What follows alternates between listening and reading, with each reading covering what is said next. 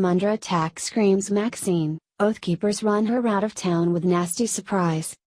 Maxine Waters is finding out the hard way: when you start a war and call for leftists to attack supporters and cabinet members of President Donald Trump, there will be a reckoning.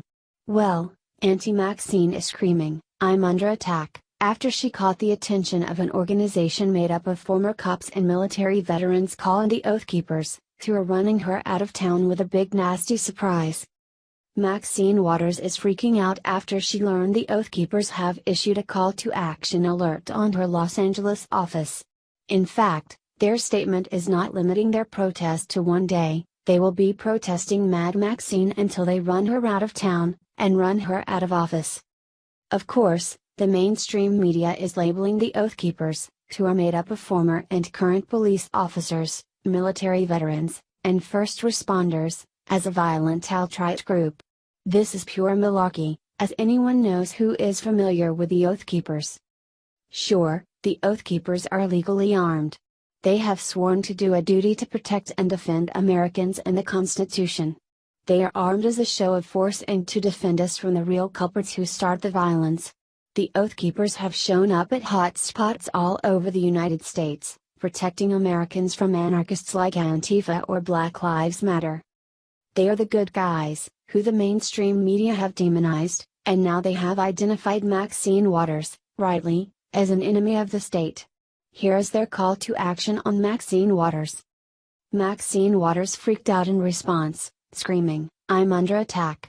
Then, she went straight to her cohorts in the leftist media, so they would back up her lies that she is under attack by some armed extremist group. She purposely mistakes our sworn heroes and Oathkeepers as rabid anarchists. ABC Los Angeles reported, Representative Maxine Waters warned supporters on Wednesday of potential armed protests against her after an extremist group called for ongoing demonstrations outside her office in Los Angeles. They add, Waters described Oathkeepers as an anti-government militia that staged armed protests in cities across the country. She warned her supporters against being baited into counter-demonstrations or confrontations with the organization, which she said has a track record of violent and provocative behavior. What a pack of lies! The Oathkeepers have never started any violence. They keep the peace, as they swore to do when they took their solemn oath as law enforcement officers or as active-duty military. In 2014, during the riots over the Michael Brown verdict in Ferguson, Missouri, the Oathkeepers were praised. Volunteers associated with a national organization called Oathkeepers took up posts with police blessing on the roofs of buildings in Ferguson, Missouri, to try to help keep the peace in the community racked by violence in the wake of the Michael Brown shooting, reported International Business Times. Oathkeepers are out to wage peaceful protests against Maxine Waters, and yes, their goal is to run her out of Watts. By staging ongoing protests, they will raise awareness of the disgusting state of Maxine's ghetto district, which she has used as her own serfdom to enrich herself and her family, while the blacks and Hispanics living in her hellhole are plagued by drugs, gang wars, and riots. With all of the drugs, gangs, crime, violence, homelessness, and pure squalor, you'd figure that the district would be looking for better leadership.